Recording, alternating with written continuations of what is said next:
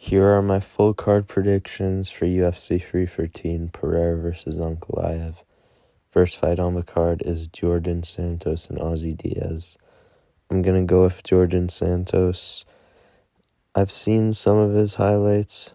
He got a good win on the Contender Series versus Will Curry. Shut him down. Got the decision. Most of his wins are by decision. Ozzy Diaz, he's moving down to middleweight now, which does make sense because he was kind of tubby at light heavyweight. It says he's listed at 6'4", but he is 34 years old. It might be kind of late for a comeback now, but I don't mind his chances to catch Santos. Could happen, but I'm going to go with Djorden Santos by decision. Next fight on the card is Chris Gutierrez versus John Casteneda. Chris Gutierrez, he was signed to fight Gene Matsumoto, who fought on the Seattle card, versus Rob Font instead. And John Casteneda was supposed to fight last week versus Douglas Silva de Andrade. And I'm going to go with Chris Gutierrez here. Casteneda, I'm pretty sure his last fight was Daniel Marcos. He lost by decision in that one. And Chris Gutierrez is pretty good, formerly ranked. The Quang Lee fight was not very impressive. It could have honestly went to Quang Lee. Maybe not, but it was a pretty close fight. But I'm still going to say his leg kicks are pretty good. I'm going to say he's pretty talented overall with leg kicks. His punches also get good. He flying kneed Frankie Edgar. But I'm going to say Casteneda, he has good survivability. I'm going to say, again, decision from Chris Gutierrez. Next fight on the card, Mairon Santos versus Francis Marshall. I'm going to go with Mairon Santos here. Lots of potential, really talented. He's 24 years old. Francis Marshall also young, 26. But I'm going to go with Mairon Santos because I think he still is a lot more talented. Con Offley, really good win. He won the first round, and then Con Offley took his chances and got caught by Mairon Santos. This is his UFC debut in an arena. And Francis Marshall last fought Dennis Bazookia, which was a pretty close fight, but he did impress me. He looked good in that one. So I'm going to go with Mairon Santos, but I don't mind Marshall's chances too much, but I just see too much potential for Mairon Santos. I'm going to say TKO, probably second round. Alex Morono versus Carlos Leal. I'm definitely going with Carlos Leal on this one. Just looking at the Renat Farcodino fight, well, he did look on roids. I mean, the acne on his back and his performance. In my mind, he won that fight 3-0, and somehow the judges give it the other way. That was really weird, but they were in Abu Dhabi at the time, so it kind of explains. But even though there's kind of something suspicious with Leal, pretty sure now they can test him, so he should be clean in this fight. Don't know how that's going to impact his performance. I mean, he could have been clean in the first place. I very much doubt it, but he does seem like a strong fighter overall. I'm going to say he finishes Alex Morono, probably first couple of rounds. TKO, I'd say, potentially a sub. Carlos Leal, I think he's going to be good. We might get another Basil Hafez here, but I'm looking forward to him. Bruno Ferreira versus Armen Petrosyan. Bit tricky, honestly. I'm going to edge with Bruno Ferreira. Very dangerous, lots of power. In his last fight against Abus Magomedov, he did make some bad decisions after hurting Abus. He just couldn't get the finish because he constantly dropped the ball. And then he eventually got submitted in round 3. in round 3, which Abbas Magomedov, he's kind of known for his bad gas tank. But Dustin Stoltzfus KO'd him with a spinning elbow. That was nice. Fight could have went a little longer in my opinion, but still, Brunno is very dangerous. Armen Petrosyan, good technical striker, beat CLD, Christian Leroy Duncan. And in his last fight, he did suffer the spinning double back fist of Shara Magomedov, so I don't think that's very good for him. He might be a little more cautious in this fight, and to be cautious in front of Ferreira, I don't see that as very beneficial, because he is very powerful, and I'm going to say he finds a shot. I'm going to say he hurts Petrosyan bad, probably like a standing TKO or something. I'm going to say round 2. And now moving on, we have Joshua Van versus Rei Tsuruya. I'm going with Joshua Van for sure on this one, because the takedown defense and the stand-up, his boxing, although he's not very powerful, he does make up for it with combinations and body shots especially. He doesn't throw too many kicks, but he also does have a very solid takedown defense, which is kind of Rei Tsuruya's way to win here. He's not going to beat Joshua Van in a stand-up, as far as I'm concerned. Joshua Van should defend all the takedowns. And Rei Tsuruya, in his last fight against Carlos Hernandez, he kind of did slow down in that third round of the fight. Got out-grappled by Carlos Hernandez in round 3. I'm not seeing the clues to Rei Tsuruya's win here. I'm going to go with Joshua Van by third round TKO. Probably Rei Tsuruya crumbling to the body shots. Of course, headshots too. He's going to be hurt, and he's just going to be done. And the featured prelim, Curtis Blaydes versus Rizvan Kuniev. Interesting fight that Rizvan is signed, getting a top 5 fighter. Well, it's because he did beat Renan Ferreira. I actually think that got overturned to a no contest, because Kuniev was on multiple banned substances, PEDs, of course, but that's a PFL. I thought PFL was one of these big organizations as well, but if their fighters are allowed to go on roids, then I don't know about that. And, I'm going to go with Curtis Blaydes. This might be a stinker. I'm just feeling it with this one, but he should he toss around Rizvan? Rizvan's also a pretty good wrestler. Actually, now that I think of it, he could come into this fight very like Carlos Leal did against Rinat Fakhretdinov. They couldn't test him earlier, so now he's just coming in. All of a sudden, maybe he looks really good.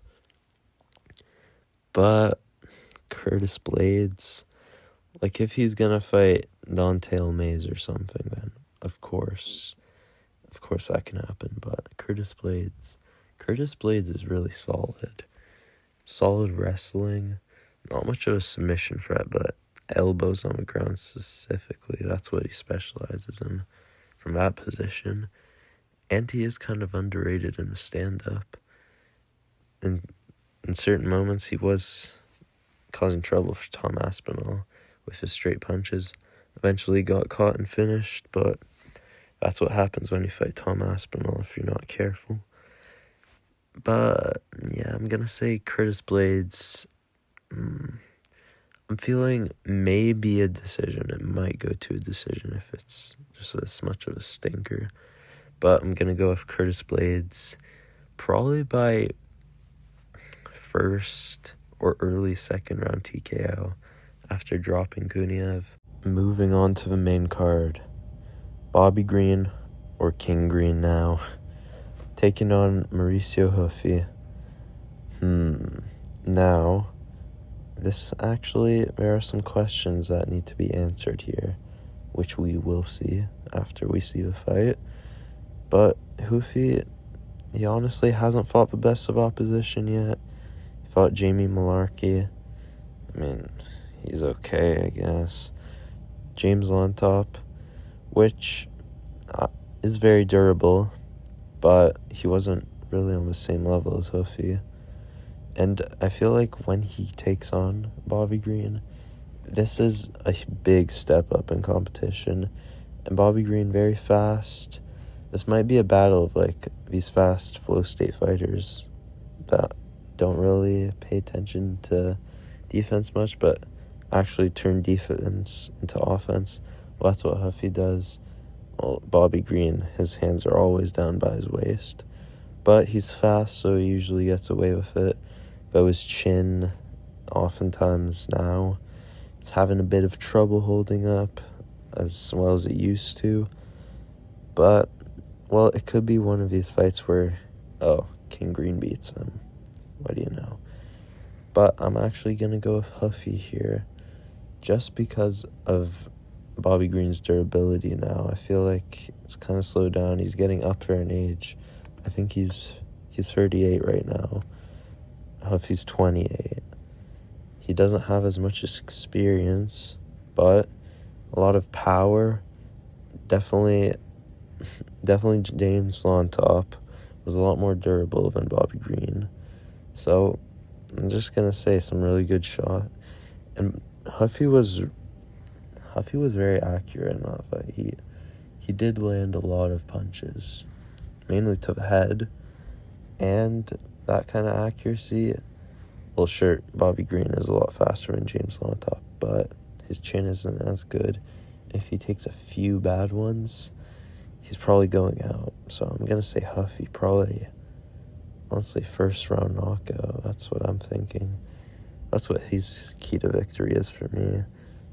Bobby Green's way to victory, probably just decision or eventually getting close to a finish at the end of a fight. So I'm going to go with Ruffy by round 1 knockout. I'm going to trust in him. Amanda Lemos versus Iasmin Lucindo.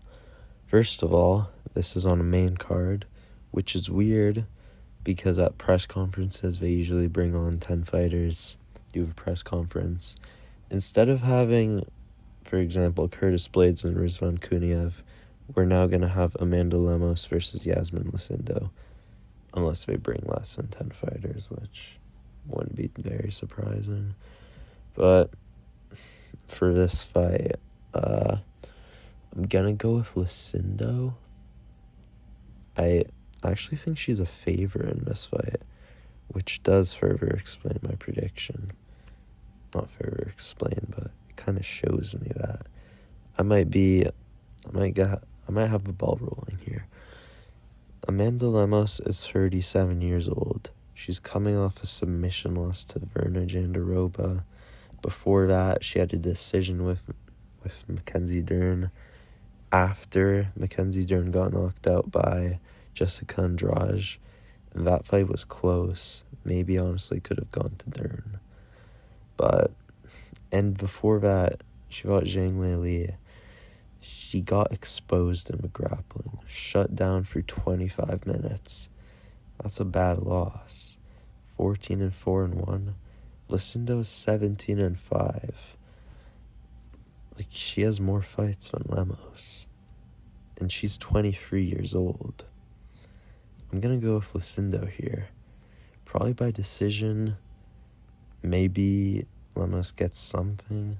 I don't see her as very dangerous on the feet, though. Well, that being said, Lucindo did lose to Yasmin Jauregui, but she's 23 now. She's still very young and gonna make improvements. She did have a good win versus Karolina Kowalkiewicz. Outgrappled her for a few rounds. So I'm gonna go with Lucindo by decision. The featured fight, Jalin Turner versus Ignacio Bahamondes. This is a close fight. They're pretty evenly matched. Both 6'3" at lightweight, which is pretty insane. And Ignacio has a 75-inch reach. Turner, a little bit more, 77 inches reach. At least from where I'm looking. Could be less. But very close. I don't know. It's going to be difficult for them adjusting to these taller frames, more lanky. But I don't really like trusting in Jalin Turner that much because he is very 50-50. He's 14-8, which is a really ugly record, but it doesn't speak to how good he is as a fighter. Like, he'll make some bad decisions. Against Renato Moicano, he dropped him. The fight could have very much been over for him if he followed up, but he didn't finish him, and then the round ended. He got taken down and TKO'd, so not very good. Ignacio Bahamondes' his last fight, he fought Manuel Torres, who actually did sprint at him, chin first, got dropped. Then he got back up, Manuel Torres. He did the same thing, got hit with a step-back right hand for a second time and then TKO'd. So, Bahamondes isn't fighting the same level as comp as Jalin Turner, and I'm going to go with Jalin Turner here. I think he's going to have a very good reintroduction back into the octagon. He's going to look sharp, and from both sides, I'm going to see a finish here if they win. I don't really see this going to a decision. I'm going to say second round from Jalin Turner, probably at the end. I could just see maybe a right hand over the top or a body kick. He's very good with that. But Bahamondes is very dangerous, so don't count him out. For the co-main event, Justin Gaethje versus Rafael Fiziev 2. Well, if this does go 3 rounds later into the fight, Gaethje should win. But Rafael Fiziev, the approaches from this fight, I see Rafael Fiziev, he got a short notice call to step in. Now he can come into the rematch with Gaethje saying, okay, I made some mistakes in the last fight. How can I approach this one? Gaethje's kind of looking at this, my opponent pulled out. I have this guy again. Let's run it back, whatever. But Fiziev, well, he kind of does have a cardio problem. He does slow down, especially in the 3rd round. If this was a 5-rounder, then Gaethje, if it goes that far. But I'm actually pretty sure he requested it to change from 5 rounds to 3 rounds. I saw that going around somewhere. Don't know if it's true. But Fiziev, he could come in a lot more calculated here, conserve his energy. You could say Gaethje doesn't allow that fight to happen. Well, he had a terrible loss versus Max Holloway. Pretty much got schooled. He had some moments of success with the leg kicks, dropped Max in the 4th round. But he did get knocked out. That's his last memory of him being in the octagon. Not very good. He might honestly come in a little more composed. Not composed, but like a little gun-shy maybe. That's going to be good for Fiziev. He's not going to come in gun-shy. What does he have to lose? Nothing. He's ranked number 11. He's fighting the number 3 guy on short notice. Less than 2 weeks' notice. This is actually pretty good for Fiziev. Or Fiziev, however you say it. But I can't. But I can. I'm actually going to go with Fiziev to beat Justin Gaethje in the rematch. Like I said, Gaethje might come out a little gun-shy. I'm going to say Gaethje maybe throws a jab or something. Fiziev steps in. Jab, right hook, left hook. Fight's over. That probably happens in the 1st round. It is a pretty risky pick, but Fiziev can make something like that happen. Like if it was Dariush I got the call or Moicano, probably not going to happen, but Fiziev, although he doesn't have a one-punch knockout power, very, very crispy, a lot of snap in his punches, he can make it happen. I'm going to go with Fiziev in the rematch. This is a tough prediction, but I'm still going to go with Fiziev. Now for the main event, Alex Pereira versus Magomed Ankalaev. I'm going with Alex Pereira. Let me tell you why. First of all, it's Ramadan, which I think would make the weight cut easier for Ankalaev, but he's gonna be weakened. He can't really eat or drink at certain times. I'm sure we all know how Ramadan works, a slight bit, but dude, Alex Pereira has improved his grappling 100%. I can see rapid improvements. Take a look at how he defended a takedown versus Jan Blachowicz versus how he did against Yuri Prohaska in the rematch. Completely different. This is a new Alex Pereira. He's evolving with the game. His grappling isn't zero, he's improving. And he's always had good survivability on the ground. And does this fight even go to the ground? Magomed Ankalaev is predominantly a striker. And results grappling when he's not doing so well on the feet. Is he going to do well on the feet? I doubt it. So should he shoot takedowns if he feels uncomfortable? He should, but do we even get to that point? Or is Pereira going to knock him out before that even happens? Against Rakic, sure, Rakic, good fighter. Rakic is solid. It's a solid win. But he doesn't really commit to any punches. I mean, he doesn't have much counter ability. We know Pereira does. But he mainly backs up when he throws something. Well, in the Khalil Roundtree fight, Khalil was bolting in, Pereira backed up. It's a dangerous game to play. Well, Magomed doesn't really fight like that. He kind of just trudges in. And even then, I still see mistakes in his defense. His hands will not be by his chin at certain times. Rakic was clipping him. Imagine what Pereira can do. Anybody can get caught. Sure, Magomed can catch Alex, but if he goes 50-50 like that, I'm gonna say Pereira wins if it goes to that, especially, but I'm gonna say Magomed actually tries to trudge in. That's how he's gonna try and get Pereira up against the fence, probably to catch him, do his best work, or maybe shoot for a takedown. Maybe. He doesn't really do that too much, especially early in the fight, unless something big will happen. But I'm gonna say first couple of rounds Pereira. All this southpaw, Pereira struggles with southpaws, I'm actually gonna reverse the argument.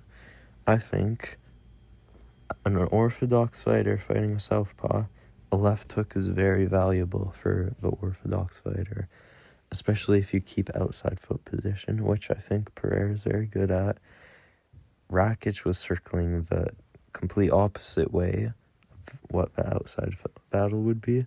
He was circling to his right.